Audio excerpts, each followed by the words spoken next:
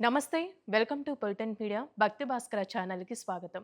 ప్రస్తుతం మనతో ఉన్నారు ప్రముఖ ఆధ్యాత్మికవేత్త, ప్రముఖ జ్యోతిష్య వాస్తు పండితులు మాడుగుల శివప్రసాద్ గురువుగారు ఉన్నారు. మరి గురుగారితో మాట్లాడి మనకున్న సందేహాల గురించి అడిగి తెలుసుకుందాం. నమస్కారం గురుగారు. ఆశీర్వచనం తల్లి. గురుగారు ఇప్పుడు జాతకం చూపించుకున్నప్పుడు కొన్ని నాగదోషాలు ఉన్నాయని అంటూ ఉంటారు. కాలసర్ప దోషాలు ఉన్నాయని అంటూ ఉంటారు. దీనివల్ల సంతానం ఆలస్యం కానీ, వివాహ ఆలస్యం కానీ జరుగుతూ ఉంటాయి. అసలు ఈ నాగదోషాలంటూ జాతకంలో ఏ విధంగా వస్తాయండి?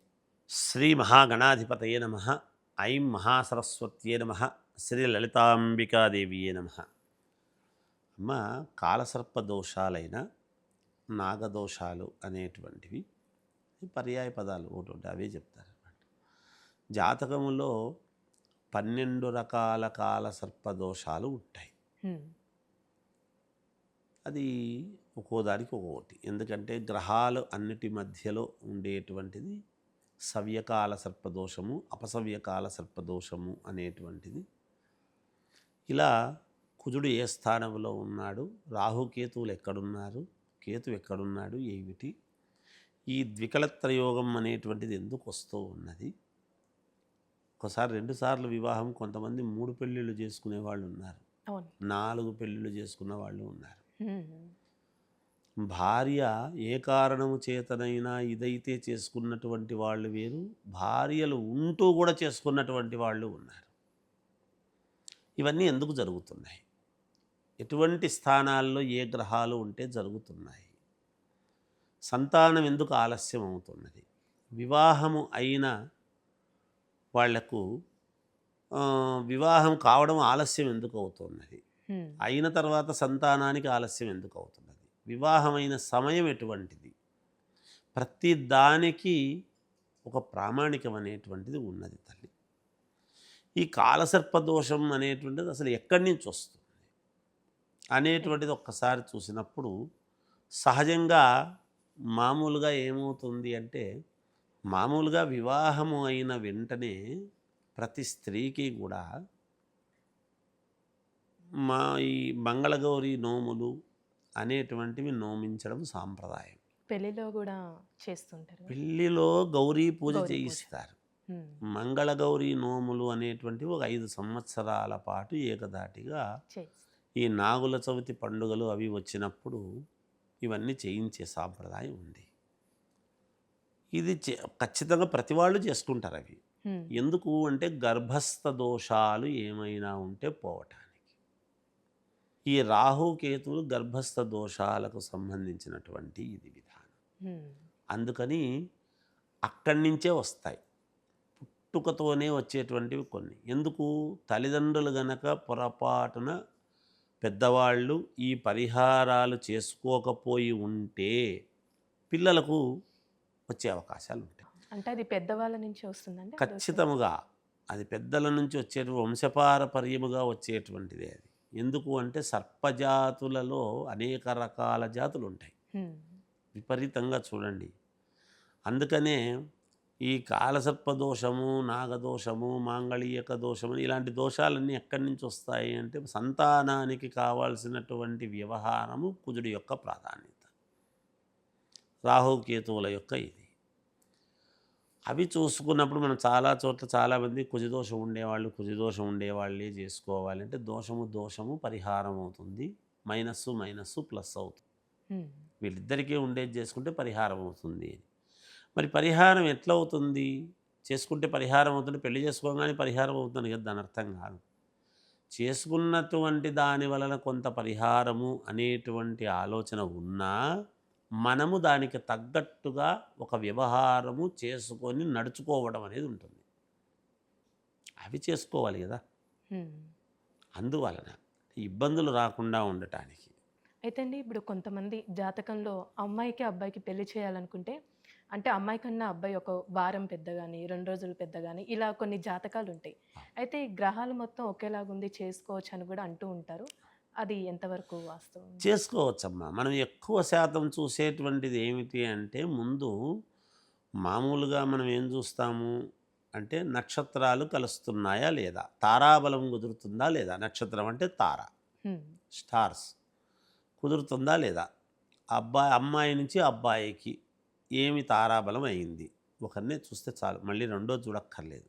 అబ్బాయి నుంచి అమ్మాయికి అక్కర్లేదు. హ్మ్. అమ్మాయి తాళి కట్టించుకుంటుంది కాబట్టి అమ్మాయి మనస్సును బట్టి అబ్బాయి. అదే. అందువలన అమ్మాయి నుంచి అబ్బాయికి లెక్క వేసి చూస్తాం. హ్మ్. బాగుంది తారాబలం అన్న తర్వాత గ్రహాల యొక్క అనుకూలత. ఈ హ్మ్. అమ్మాయిది ఈ అబ్బాయిది వేరువేరుగా పెట్టి చూసినప్పుడు వేరుగా కనిపిస్తాయి. ఇవి రెండు దగ్గర పెట్టుకొని చూసినప్పుడు ఏమవుతుంది అంటే వీళ్ళిద్దరూ రేపు భవిష్యత్తులో వివాహమైన తర్వాత ఇద్దరు ఏకీకృతం కావాల్సినటువంటి వాళ్ళు. అవును. ఇద్దరు ఏకము కావాల్సినటువంటి వాళ్ళ యొక్క జాతకాలు రెండు చూసినప్పుడు ఈ అమ్మాయి గ్రహస్థితుల నుండి ఈ అబ్బాయికి ఎంతవరకు యోగం ఉంది. హ్మ్. ఇప్పుడు ఈ అబ్బాయికి ఇల్లు లేకపోవచ్చు, ఉద్యోగం లేకపోవచ్చు. కానీ ఈ అమ్మాయిని చేసుకున్న తర్వాత వివాహానంతరము కళత్ర స్థానంలో ఉండేటువంటి దీని వలన ఈ అబ్బాయికి యోగించేటువంటిదై ఉంటుంది. అంటే మనది వాళ్ళకి రావచ్చు. అలాంటివి ఉంటాయి. ఆ అమ్మాయి మరి చేసుకున్న తర్వాత అదృష్టం. నాకు ఈమెను చేసుకున్న తర్వాత అంటూ అదృష్టం ఉంటారు గదా! వచ్చిందండి అని చెప్తుంటారు. ఎట్నుంచి వస్తుంది? ఆమె గ్రహాలు ఈ గ్రహాలకు ఉత్తేజం కల్పిస్తాయి. అనుకూలాలు జరుగుతాయి. కొంతమందికి బాగా ఉన్నటువంటి వాడు బాగున్నాడులే అని చెప్పేసి చేసిన తర్వాత ఈ అమ్మాయిని చేసుకున్న తర్వాత వాడిది పోగొట్టుకోవడం కూడా ఉంటుంది. కొన్ని సందర్భాలు అలా గూడా అయితే ఉంటాయి. నువ్వు వచ్చిన దానికి కాదులే, అదేదో జరిగింది మనకు ఎందుకులే అని అనుకొని ఇదవుతుంటాం. హ్మ్. అట్లా కూడా ఉంటాయి కొన్ని. అంటే చూడకుండా చేయటం వలన నేను ఎదటి వాళ్ళను తప్పుపడుతున్నామని కాదు. అందుకనే ఎందుకు చూసుకోవాలి? జాతకాలు చూడాల్సిన అవసరం ఏమిటి అంటే కరెక్ట్‌గా ఉంటుందా లేదా అనేటువంటిది చూసి వాళ్లకు ఈ రెండిటికి సంబంధించినటువంటిది మంచి ముహూర్తం ఒకటి పెట్టడం. హ్మ్. ఆ ముహూర్తం ఒకటి మామూలుగా కళ్యాణానికి పెట్టడమే కాకుండా గర్భాధానానికి కూడా మంచి ముహూర్తం ఒకటి పెట్టాలి. అదే. ఇలాంటివన్నీ కూడా మనం కొంచెం జాగ్రత్తగా గనక వ్యవహరిస్తే తప్పకుండా సంతాన యోగం అనేటువంటిది ఉంటుంది. ఒక్కోసారి కొంతమందికి 5 ఏళ్ళైనా కారు. హ్మ్. కొంతమంది ఇళ్ళల్లో ఏముంటుంది అంటే వివాహమైన తర్వాత పెద్ద కొడుకులు కానీ పెద్ద అమ్మాయిలు పెద్దగా మొదట పుట్టినటువంటి వాళ్లకు కానీ ఇలా కొంత ఏదో సాంప్రదాయం ఉంటుంది కొంచెం. వాళ్ళ కుటుంబంలో మొదటి నుంచి కూడా పెద్ద పెద్ద వాళ్ళందరికీ 5 ఏళ్ల వరకు కాకుండా ఉండటం, 5వ సంవత్సరం కావటం, కొంతమంది కుటుంబాల్లో 7 సంవత్సరాలకు కావటము. అది ఎక్కడో కొంతకాలం అయిన తర్వాత అది బ్రేక్ అవుతుంది. అక్కడి నుంచి మళ్ళీ మారిపోతుంది. కానీ ఒక 5 మందికో ఒక 3 తరాల వాళ్ళకో 5 తరాల వాళ్ళకో అది సిమ్టమ్స్ వస్తాయన్నమాట కొంచెం అట్లా. ఇవన్నీ కూడా పెద్దల నుంచి వచ్చేటువంటి దాని వలననే అదే వంశము అనేటువంటిది మనము మాట్లాడుకుంటున్నటువంటి మాట. వంశ పారావార సుధాకరస్య అని చెప్తారు, దాంట్లో రాస్తారు. ఆ రాసినప్పుడు ఫలానా వంశీకులు, ఫలానా గోత్రీకులు, ఫలానా వాళ్ళ అమ్మాయిని ఫలానా వాళ్లకు ఇచ్చి ఇలా చేయడానికి మనం అనుగ్రహించి చెప్పి రాసుకుంటూ ఉంటాం. అనుకున్నాము అని, పెద్దలు నిశ్చయించబడినది చేయడానికి అని. అలా జాతకాలు చూసుకున్నప్పుడు సంతానానికైనా దేనికైనా ఇవి చూసుకోవాలి ముఖ్యముగా అనేటువంటిది ఉంటుంది. వాళ్ళ జాతకాన్ని బట్టి వాళ్ళకు ఉండేటువంటి దాన్ని బట్టి తప్పకుండా 100% ఈ గర్భస్థ దోషాలు అనేటువంటివి ఎప్పుడైతే సుబ్రహ్మణ్య స్వామి యొక్క అనుగ్రహంతో మనము పోగొట్టుకుంటామో 100% జరుగుతాయి. అందరు ఏమనుకుంటారంటే సుబ్రహ్మణ్య స్వామి దేవాలయాలకు పోయి అభిషేకం చేసినాం, మేము పూజ చేసినాం, పూజ చేసుకొని వచ్చేసినాం, అయిపోయింది అనుకుంటారు. అలా కాదు, అలా పోవు. దానికి ఒక ప్రామాణికం ఉంటుంది. ఎంత శాతము ఉండేటువంటి వాళ్లకు ఎలా చెయ్యాలి అనేటువంటి. మామూలుగా కాళహస్తికి పోతే అందరూ వెండి పడిగలు ఇచ్చినారు, చేసినారు వచ్చినాము అని అనుకుంటారు. ఇప్పుడు సామూహిక సత్యనారాయణ స్వామి వ్రతం అనేటువంటిది ఉదాహరణకు మనము అన్నవరం పోతే సామూహికంగా అందరితో పాటు కూర్చొని చేసుకుంటాం. తృప్తి అయింది కదా. మరి ఇంటికి వచ్చిన తర్వాత మళ్ళీ ఇంట్లో ఎందుకు చేసుకుంటున్నాం అంటే మన ఇల్లు మన కోసము ప్రత్యేకంగా సత్యనారాయణ స్వామి వ్రతం చేసుకోవాలి అనేటువంటి ఆనందం ఉంది కదా. అక్కడ అందరిలో చేసేటువంటిది వేరు. మరి దేవాలయ ప్రాంగణం కదా, పుణ్యం వస్తుంది అక్కడ. దోషము పరిహారము కావాలి అనుకున్నప్పుడు అక్కడ ఎవరెవరి ఎటువంటి దోషానికని ఒక్కొక్కరికి ఒక్కొక్క దోషానికి సంబంధించి చేయరు కదా. సహజంగా కాలసర్ప దోష నివారణోస్తు, లేకపోతే రాహుకేతు గ్రహ దోష నివారణార్థం అనో చెప్పి చేస్తారు అంతవరకే.